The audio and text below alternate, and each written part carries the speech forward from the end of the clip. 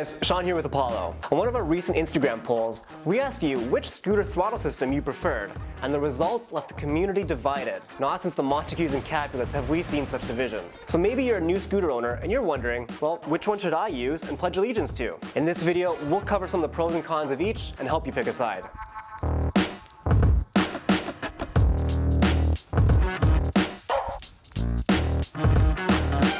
The trigger throttle is the most common throttle you'll find on an electric scooter, and for that reason alone, it's a good idea to be comfortable using one. If you're familiar with a trigger throttle, you'll be able to use almost any scooter that crosses your path. The way a trigger throttle works is by pulling down on the big hook with your index finger, while your remaining fingers continue to hold onto the hand grip.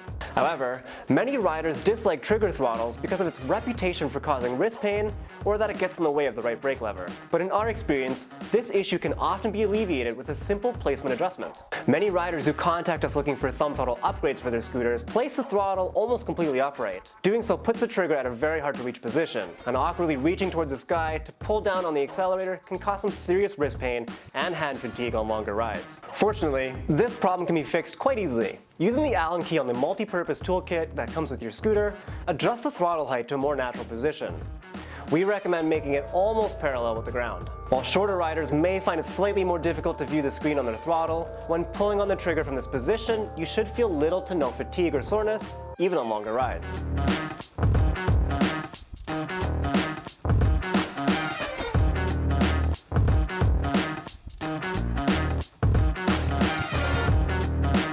Okay, so you've made the adjustment and you still hate trigger throttles. It's no problem.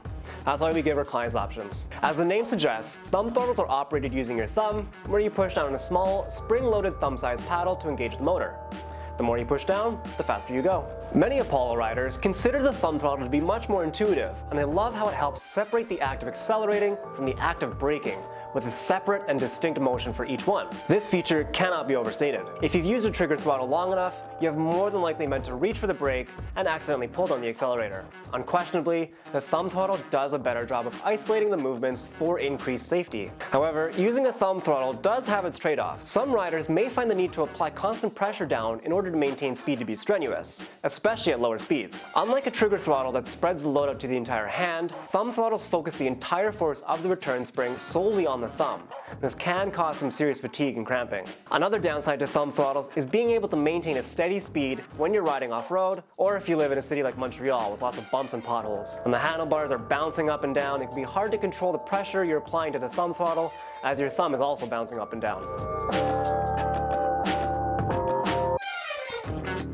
At the end of the day, there is no right or wrong answer. Throttle choice really comes down to personal preference and should rarely, if ever, influence the style of scooter that you get. You can almost always make an upgrade post-purchase, and you simply have to weigh the pros and cons of each to see what fits you best. Let us know in the comments which throttle you prefer and why. Thanks for watching, and as always, ride safely.